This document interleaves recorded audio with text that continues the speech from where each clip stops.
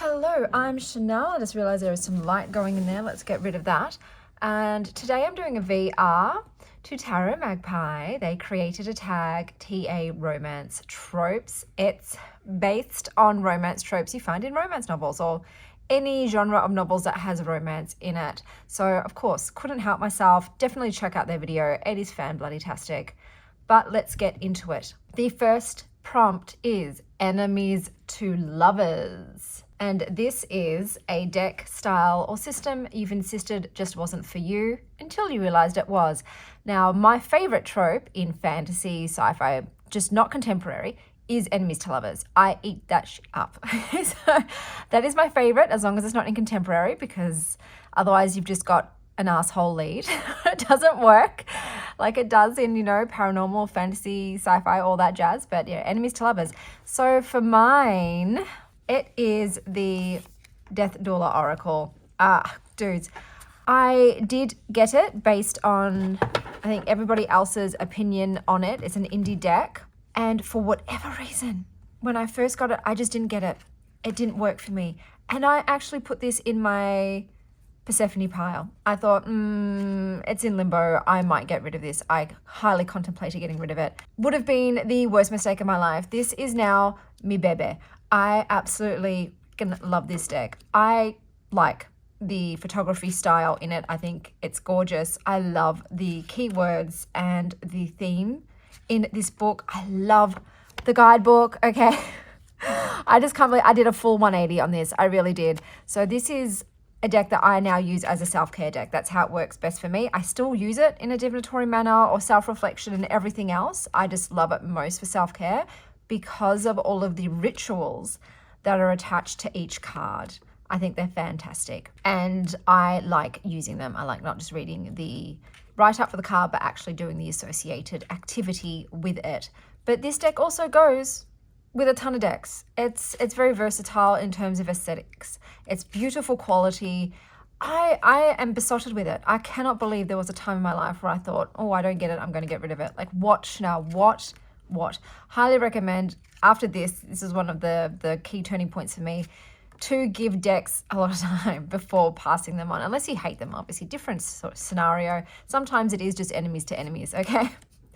But in this case, it wasn't enemies to lovers, and this is like the pivotal deck that I now use for my thinking when I'm like, oh, I don't like it. I'm like, but Chanel, you thought that about Death Doula, and lady, you are now obsessed with that deck, and it's one of your top 10 for sure, like probably of all time. I freaking love it. So this was absolutely the best pick for me for enemies to lovers, and it was the Death Doula Oracle. Friends to lovers is next, a deck you used and liked well enough, and then one reading deepened or changed your relationship to it. So my choice for that is the Little Ghosts Oracle. So these are the backs. This is an indie deck. It's got beautiful foiling. It's got glittery edges. I thought this was adorbs when I got it. I really did just pick this based on its looks, and it looked like a very sweet, fun, charming little deck. And then I read with it, and hoo boy, I was like, wow, that was a bit of a punchy reading. And then I did another one, and then I did another one, and pretty much every time I read with this, it gives depth. It is not just light and fluffy. It has substance to it. I absolutely love the way that it's written up in the book, because you've not only got the write-up, you've got keywords, but a place and a temporality. Here it's garden, and here it's April. Over here, the place is an altar, museum, place for praying. Temporality is once upon a time. It is just so whimsical and interesting and out of the box. This deck really did blow me away. I just thought it was a sort of a festive, celebratory deck of all the holidays and little cuteness, but no, I ended up keeping it out for such a long time. And sometimes too, I just still go and do a one card pull with this, because I know something about that message, that reading is going to resonate really deeply for me. So I always recommend reading the guidebook when using this particular deck, because it is very well done, and it has a lot more layers to it than just the card image might allude to. But for my friends to lovers, it's the Little Ghosts Oracle. Okay, for the next prompt, it's forced proximity. And I will say, but for Friends to Lovers is not one of my favorite tropes at all. It's probably one of my least favorites. But now we've got forced proximity, which I do enjoy. You know, it's normally the one bed, two people sort of situation, or they must team up, reluctant allies. Forced proximity, a deck you used for a month, took on holiday, made yourself work with it, and that changed your relationship with it. So for that, I'm doing the Sparkly Lenormand. So this is an indie deck. It's got little peach edges. It's itty bitty, well, typical Lenormand sides. It's got a beautiful matte cardstock. And I took this with me on holidays because, one, portability, like it's so convenient in its itty bitty size. And two, I wanted to really sink my teeth into Lenormand. So it was learning a completely new system that I was unfamiliar with. But I also like that this has a bit of, I use this for divination mostly. Sometimes I might use it for timing, because this does have time associated with it, or something specific like career, because the meanings are so exact. Well, not exact, but themed. I find that the meanings people can derive from them fascinating, guys. Like the breadth of them, absolutely fascinating. But yes, I took this on holiday and it made it fun.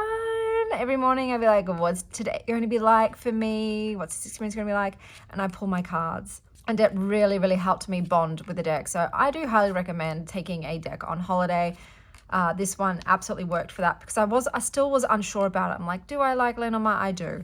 This still remains the only Lenormand deck I have. Actually, no, I think I've got the Arcanum one because it came together as a duo, but this is the only one I use.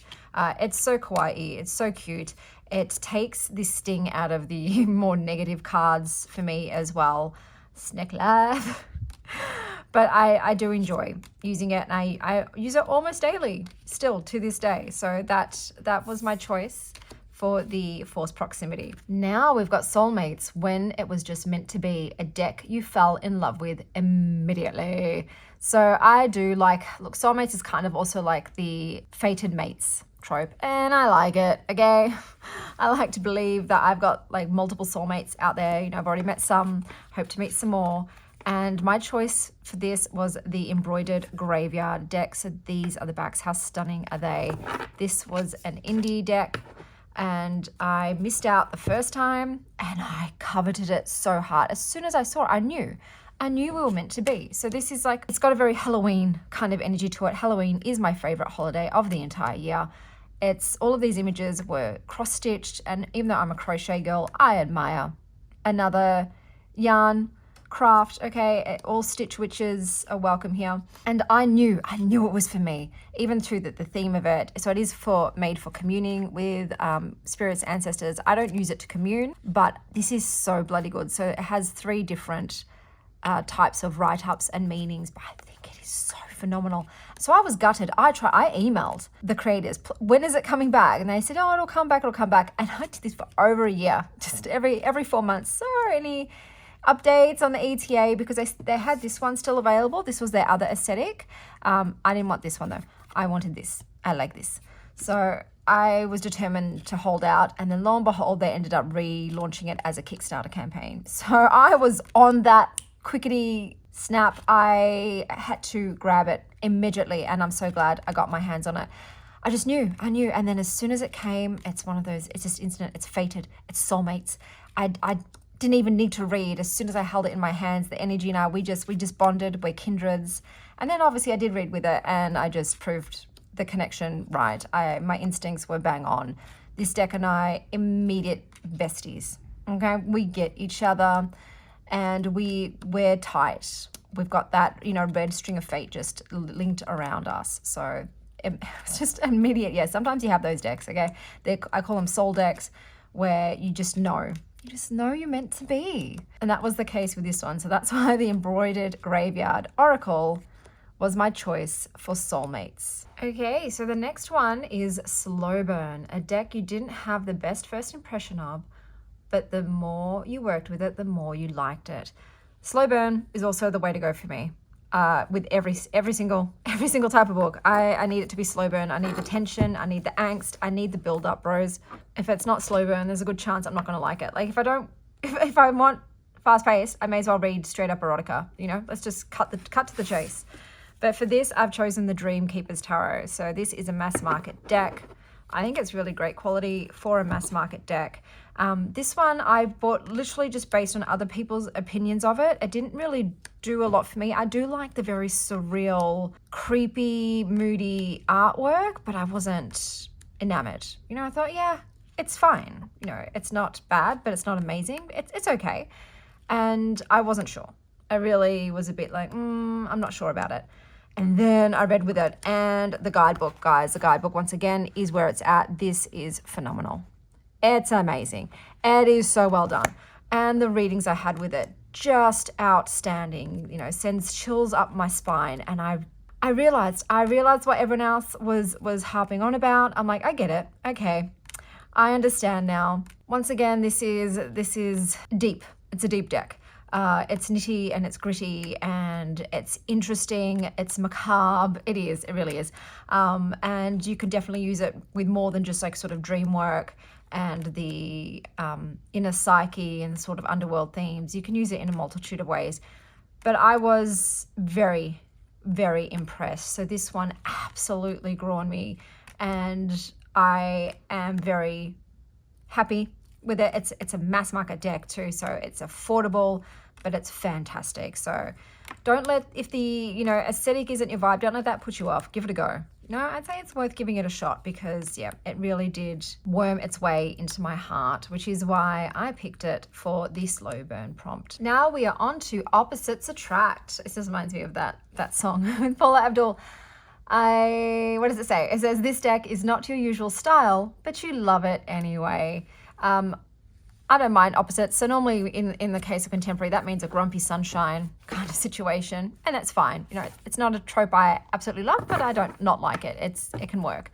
So we've got the Cozy Witch Tarot deck. I personally like grumpy. That's my shtick. So we've got a mass market deck here. It's on a matte cardstock. My voice is a bit croaky. And this is definitely not my aesthetic at all. It's quite cartoony. Oh, I hate the mask card. It is cartoony, and it's quite soft. I had no desire to buy it, but then I just had this feeling my mum would love it, but I wanted to make sure that she would before I just bought her a deck. So I bought one for myself to test it out, and then like, wow, what a surprise. I enjoyed it. It is sort of more positively skewed. I think these are fantastic. So the little phrase that they've put on the front of the cards, excellent. Very well done. Like, kudos to you guys. But I ended up liking it. I'm going to keep it, and I definitely will buy it for my mum because it does feel also like an oracle. It's got that oracle energy to it as well. So I call this a tarocle. You know, it's a sort of hybrid between a tarot deck and an oracle deck because my mum doesn't like tarot. She wants to, but it just doesn't connect for her. She just has never found a deck that worked. And then, guys, I gave her this, and she texted me. She's like, Chanel, I love it. I finally get it. Thank you for finding a tarot deck that I can read with. So I highly recommend if you've got someone that is the same way, let them give this a go. You know, like, look, I don't dislike the art style. It's just not my usual aesthetic. It's not something I would have picked based on the aesthetics. But I like it. I don't love it, but we get along, and it's got its place. It's got its particular energy, and if I want something cozy and comforting and calming and sweet and a bit of a pep talk, I'll get this one. And I love all the amounts of cats in this. I love all the cats. I love the diversity in terms of ethnicities and body types and sexuality, gender. Obviously, they're mostly female presenting. I don't think there's actually are there any masks in this? I don't know. But I enjoy it. And this is why I have picked it for Opposites Attract. The next prompt we've got is Blind Date, an impulse buy, a gift, or a deck you got without much research but ended up really loving. So I picked for this one, Sappho's Fragmented Oracle. So this was, that's my little homemade guidebook. This was on Etsy, and there was zero walkthroughs of it. So it was really a gamble. I had no idea what it was going to be like. I could only judge based on the couple of cards that was on the listing, and obviously the full guidebook wasn't posted up. So I had to take a gamble. And it paid off in spades because I love it. I just vibe with it. You know, it's got a quote, a snippet from Sappho's poetry. So I'd say a sapphic deck. It's definitely a sapphic deck. I like the hodgepodge collage style. I think it's cool. I love all the ladies. And it's just, like I said, it's a vibe. Some of the cards I don't love as much. I think the more modern ones just don't hit as deep for me in terms of, you know, the way that they look. I don't find them as pretty. There are some saucy cards in here. But I love it overall. And I think it was great. And I was happy. I was happy with my purchase. Sometimes, you know, with Etsy and decks that have no walkthroughs, it's a risk. And I have been burnt many times, guys. But this time I was not. And I was like, yes, mama, like, oh my God, I shouldn't keep that in. That's so lame. But look, I do. I like it a lot. And that's the reason I said that is because I just watched an episode of Modern Family and they were ragging on Claire for saying mama likey. Of course, now it's in my head. It's like you start using something ironically and it becomes part of your own vernacular and you're like, no, how did this happen? That's how it happens. But this was my choice for Blind Date. The next prompt is Second Chance, a deck you plan to get rid of that worked its way back into rotation or one that you moved along and ended up repurchasing. Second Chance is my most hated romance trope. I can't stand it. I'm sorry. Look, there could be possibilities of it working. I say once again, mostly in non-contemporary romance, because like, why did you break up in the first place, guys? There had to be a good reason, unless they were forcibly broken up, unless other parties were at play. There had to be no cheating, no abuse of any kind. Like it has to. I've got a lot of criteria for a second chance romance working. It doesn't mean I've never liked one. It's just the odds are stacked against it. So my pick is the Playful Heart Tarot. This is an indie deck.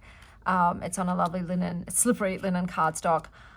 I got this very early on in my tarot journey and I didn't know how to read tarot yet. And when I got this, the guidebook is weird, guys. It's quirky, okay? It's very cutesy, but I was like, what does that mean? I didn't get it at all, even though I loved the very exuberant, colorful, bright, childlike illustration style. The guidebook confused and discombobulated me. And I decided to get rid of it. And I went and snipped one of the cards because I thought, I love the artwork so much. I can't just give it away. I'm going to repurpose it and use it in my journaling and my craft. And as soon as I cut one card, something went, stop, Chanel, just put it away. Put it in the purgatory bin. Maybe in the future you will like it. And once again, I did. Yep. Once I learned how to read tarot without a guidebook, I love this. It's like, oh no, Chanel, you made a mistake. I think there was a few other decks. I should probably go back and think of what I had that I let go of because I didn't like the guidebook. It didn't make sense to me. And now that I don't need a guidebook, I could probably get them again. But I'm glad that at least I didn't give this one away. I think it was just because of the amount of money that I spent on it and because I love the artwork so bloody much. Here we got the poor lady with her Nine of Pentacles. She got snipped. So that's why I kept it on hand. And I think I even tried to give it away to my mum as well. And she was like, no, it's too weird. I don't get it. So I'm glad it stayed in my collection because I love it. I love it. Look, I know everyone says like, even though it looks like an inner child deck or, you know, it's a bit, I don't know how, but it can read a bit dark for me, despite the imagery. Like it's a bit blunt, a bit harsh, but I love it. And very lucky that I didn't get rid of it because I would have been kicking myself. So this was my choice for a second chance deck. This is when it worked out. It was a case of it's not you, it really was me. It really was me and just my, not naivety or ignorance, but just my lack of knowledge about tarot and putting all of the emphasis on the guidebook to explain what the card means to me. And when there's disconnect with language, you know, it was just, I just had to wait until I was a bit more wiser and I could understand it in my own way. So this was the Playful Heart Tarot. The next one we have is Unrequited Love. You really want to love this deck, but it just doesn't love you back. So for me, that is the Three Black Moons Oracle. So these are the backs. I don't love the lines. They just, like I said, they remind me of Microsoft Word and that gives me anxiety. And then we've got beautiful matte edging. It's the cardstock is the big issue for me. It's also quite warped. It's a rose petal, but it's one that feels chalky to me, so I don't love touching it, which is an issue with a deck that you need to touch so you can use it. And the fact after deliberation, I've decided they should have either done all color or all black and white. It just feels like very different energy, the black and whites to the color, and I actually prefer the black and white because this is a shadowy deck. That's just its energy. That's how it comes across, you know, snake-like, so to speak. And I feel like this would have served it more, whereas the color makes it a little bit confusing. And there's a disconnect. But look, the guidebook is very simple too. You just get that's the whole thing. So I don't know. This is one of those ones that I think I'm going to have to take more time working with, pairing it with a whole bunch of different oracles too, or tarots. On its own, it's not enough for me. I feel like I need something else to expand upon the message or to give it context. So yeah, I thought I would go gaga over this because it's got women in the nude and a witchy gothy vibe, which is so my ballpark. You know, that's in my sphere of things I love. But I got it, and I don't know, there was something missing, something that didn't make it, you know, click all the way, and I want it to be a solid connect. So I'm not getting rid of it. I'm going to continue to work with it and play with it and figure it out, and hopefully we end up bonding. Even if I think we don't, I probably would still keep it. Like, it's an indie deck. And I don't know what future Chanel is like. I've learnt my lesson. There are very few decks now that I rehome. It has to be 100% no for me. Anything that's more than 50-50 stays, no matter what. So this is that deck. But that is why I chose it for Unrequited Love. Okay, so the final prompt is Love Triangle. 2 decks set in competition with each other in your collection, or a pair of decks you always use together. So I know I said that Second Chance was my least favorite. No, I was wrong. It is Love Triangles. I loathe them. I loathe them with a fiery passion to rival a volcanic eruption. I cannot stand them. I don't think I've ever loved a love triangle. Like, maybe I persevere despite the love triangle. Like, for instance, let's see. Well, you've got Hunger Games, I guess, is a clear one. You've got the ACOTAR series. But for me, it was always very clear who I wanted the person to be with. And so I had to suffer through all of the scenes with the other dude. Like, for instance, okay, a case where the love triangle actually ruined a book for me was the Six of Crows. Is it Six of Crows? The Darkling? Or is it the other book? I'll put the right book up here. But I was going for the Darkling, okay? That was the one for me. So, yeah, I'm done with that series. Unless something happens to bring the Darkling back into play. So it can actually break a book for me, the love triangle, especially if they actually choose the person I don't like. So I did not go for competition with this. Instead, I did a pair. Okay, so I have chosen the Guided Hand Tarot here, and I've paired it with the Begin Oracle. I saw this pairing on Annette's channel, Project Refine Life, and I was obsessed. So I already had the Begin Oracle. I didn't have the Guided Hand, but as soon as I saw them together, I just liked their energy and their vibe and how they spoke to each other and how they looked, and I had to have it.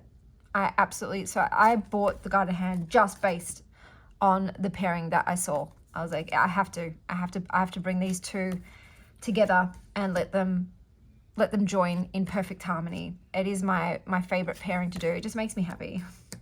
Everything about it just makes me happy. They have a similar energy, in my opinion, as well. But I'm obsessed with them. This is my favorite numero uno pairing out of all my decks. I love it. Even if it doesn't go exactly, it still goes to me. Like, it doesn't have to be a match, but then sometimes you get just the perfect aesthetic matchup, and it just makes me sing. There's nothing like it when you look at the layout and you're like, that is very pretty. I am a sucker for prettiness and for things that just flow and go together.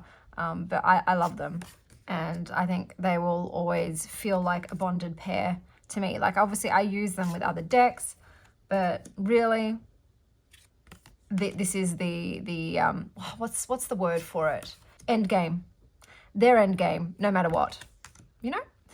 So my choice for the Love Triangle is the Guided Hand Tarot and the Begin Oracle. And this was an absolute blast to do. It was so much fun, especially as a romance book lover. I absolutely enjoyed doing this. So thanks very much to Sylvie for creating a very, very fun, enjoyable spread. I recommend everyone to give it a go, whether or not you read romance books. Sylvie explains the prompts so well. They're very clear in terms of, you know, what you're looking for in terms of picking your decks. So give it a go. But that is everything for today. Until next time, stay wild, Star Child.